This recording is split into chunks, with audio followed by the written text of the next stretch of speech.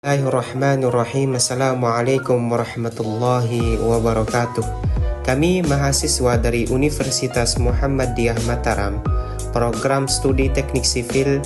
Video ini dibuat untuk memenuhi tugas kelompok di mata kuliah Elemen Struktur Baja dengan dosen pengampu Mayasari Dewi Paskanawati, STMT. Kami dari kelompok C3 terdiri dari 3 anggota yang masing-masing bekerja sama dalam memenuhi tugas ini. So, langsung saja ini video presentasi dari kami.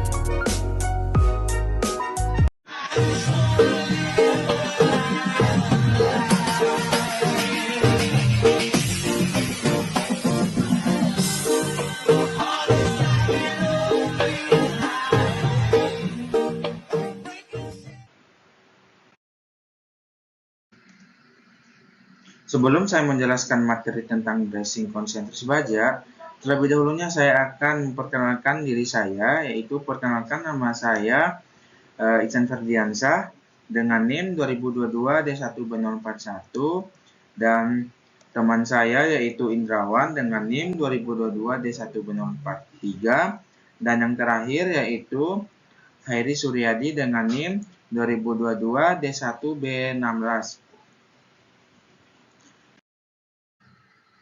Jadi teman-teman, sebelum saya menjelaskan apa itu bracing konsentrik, terlebih dahulunya saya akan menjelaskan apa itu dari bracing. Jadi, bracing adalah sistem elemen struktural yang dirancang untuk memberikan stabilitas pada bangunan yang dicapai dengan main structure gaya lateral seperti beban angin dan gempa bumi. Bracing dapat dibuat dari berbagai bahan, termaksud kayu, baja, dan beton. Ada 2 jenis utama bracing. Yang pertama itu bracing statis dan bracing dinamis. Bracing statis yaitu yang dirancang untuk menahan gaya literal tanpa mengalami deformasi, sedangkan bracing dinamis yang dirancang untuk menyerap energi gaya literal dan bergetar. Selanjutnya saya akan menjelaskan yaitu bracing konsentrik. Jadi, bracing konsentrik adalah rangka pemikul beban yang paling umum di Indonesia. Sistem ini tersusun dari balok, kolom, dan bracing yang tersusun membentuk suatu struktur terus yaitu rangka batang.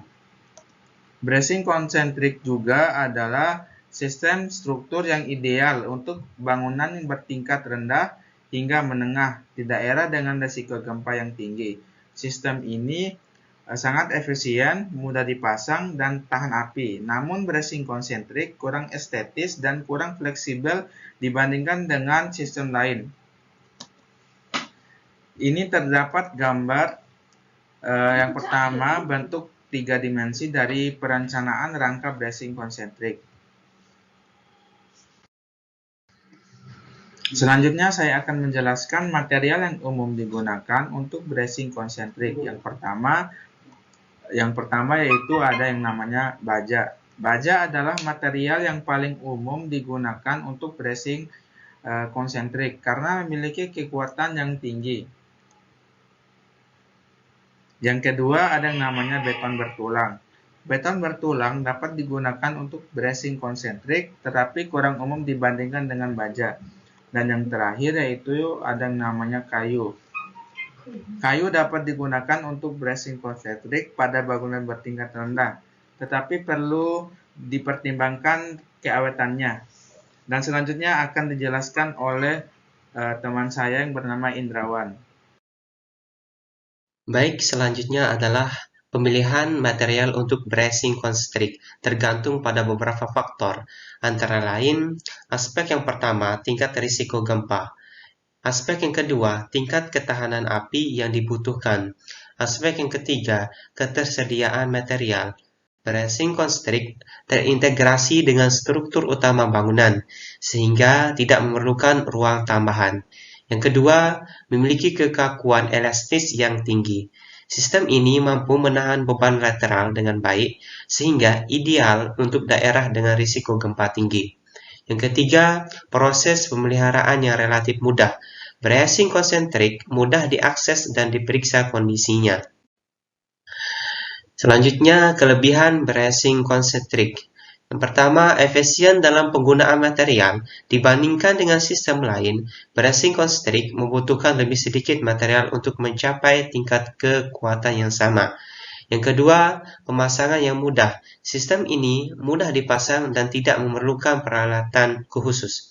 Yang ketiga, tahan api. Bracing konsentrik terbuat dari baja yang tahan api, sehingga memberikan perlindungan tambahan terhadap kebakaran. Tentang kekurangan bracing konsentrik, ada 3 item. Yang pertama yaitu kurang estetis. Bracing konsentrik dapat terlihat kurang menarik dibandingkan dengan sistem lain. Yang kedua yaitu kurang fleksibel. Sistem ini tidak mudah dimodifikasi atau diubah, sehingga perlu pertimbangan matang saat didesain. Yang ketiga yaitu kurang cocok untuk bangunan tinggi. Bracing konsentrik kurang efektif untuk bangunan tinggi karena dapat menyebabkan defleksi lateral yang berlebihan. Selanjutnya yaitu tipe bracing konstruksi. Tipe X. Tipe ini paling umum digunakan karena memiliki kekakuan yang tinggi dan mudah dipasang.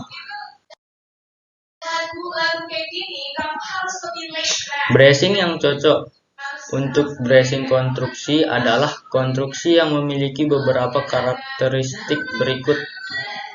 Yang pertama, bangunan bertingkat rendah hingga menengah. Bracing konsentrik paling efektif untuk bangunan dengan ketinggian hingga 10 lantai. Pada bangunan yang lebih tinggi, bracing konsentrik dapat menyebabkan defleksi lateral yang berlebihan.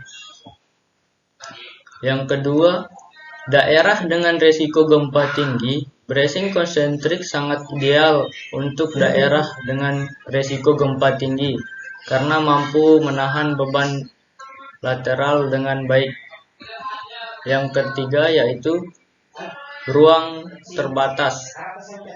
Bracing konsentrik dapat dipasang di dalam bidang rangka bangunan sehingga tidak memerlukan ruang tambahan. Hal ini ideal untuk bangunan dengan ruang terbatas. Yang selanjutnya, yang keempat, yaitu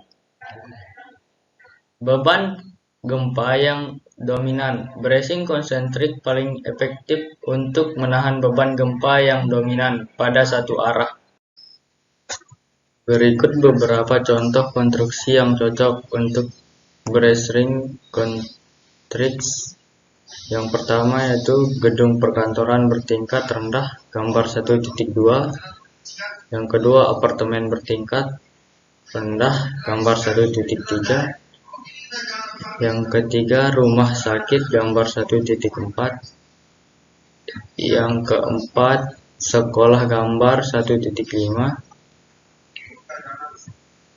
Yang kelima, pabrik, gambar 1.6. Yang ketujuh, gudang, gambar 1.7.